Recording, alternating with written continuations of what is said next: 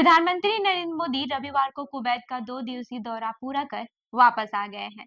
PM Modi को विदा करने कुवैत के प्रधानमंत्री अहमद अब्दुल्ला अल अहमद अल सबाह एयरपोर्ट आए थे।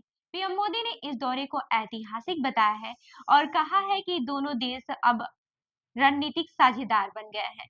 नरेंद्र मोदी का कुवैत दौरा किसी भी भारतीय प्रधानमंत्री का 43 साल बाद हुआ। इससे पहले 1981 में भारत की तत्कालीन प्रधानमंत्री इंदिरा गांधी गई थी। पीएम मोदी के कुवैत दौरे को अरब देशों की मीडिया में भी काफी तवज्जो मिली है। कुवैत की कुल 43 लाख की आबादी में 10 लाख से ज्यादा भारतीय हैं और यहाँ के कुल श्रमिकों में 30% भारतीय हैं।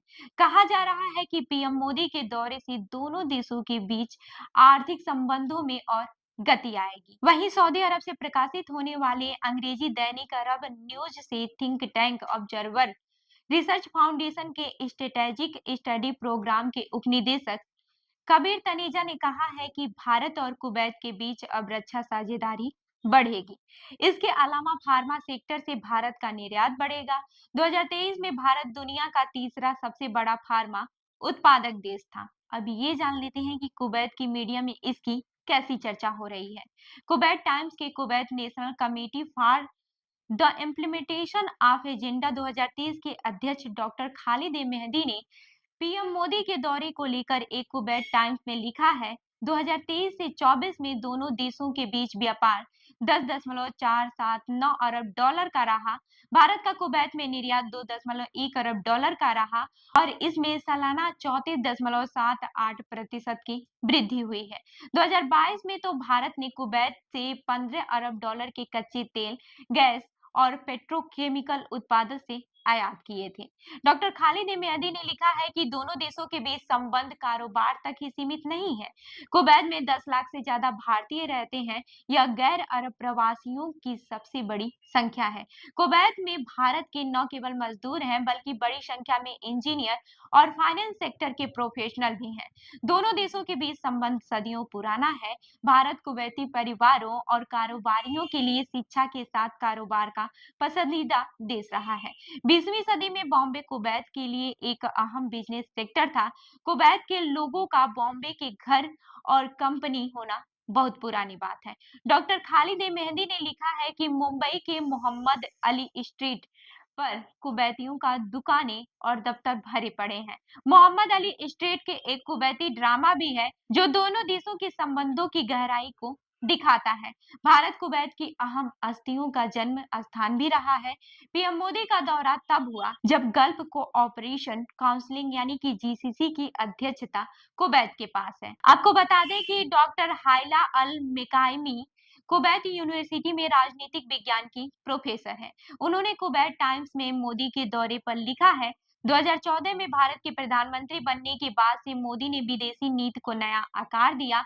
खाड़ी के देश भारत के विस्तृत पड़ोसी हैं और पीएम मोदी ने यहाँ खासा ध्यान दिया। जीसीसी का कुवैत आखिरी देश है जहां पीएम मोदी ने दौरा किया है। इससे पहले वह जीसीसी से बाकी 5 देशों का दौरा कर चुके हैं। गल्फ से भारत के ऐतिहासिक संबंध रहे हैं।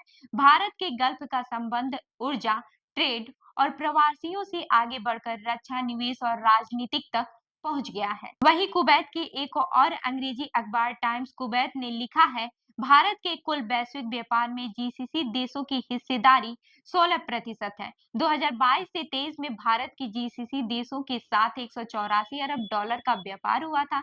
इस्लामिक देशों से रिश्ते कुवैत के अलावा जीसीसी के कई देशों ने मोदी को अपने सर्वोच्च नागरिक सम्मान से नवाजा है।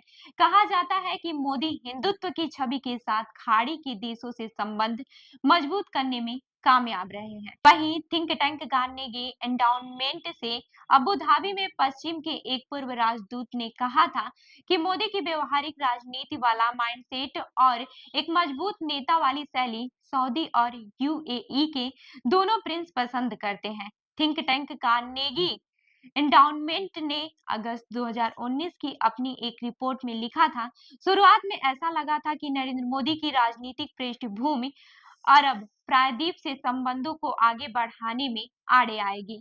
मोदी हिंदू राष्ट्रवाद के प्रबल समर्थक हैं। इस्लाम के समाधान में मोदी का सुरक्षा से जुड़ा दृष्टिकोण दोनों देशों के शासकों के विचारों से मेल खाता था। फरवरी 2019 में नई दिल्ली में एक समारोह में सऊदी अरब के क्राउन प्रिंस ने नरेंद्र मोदी को अपना बड़ा भाई बताया था। तो इस खबर पर क्या है आपकी राय, हमें जरूर बताएं। मैं हूं रूबी आपके साथ और आप देख रहे हैं जन दर्पण न्यूज। धन्यवाद।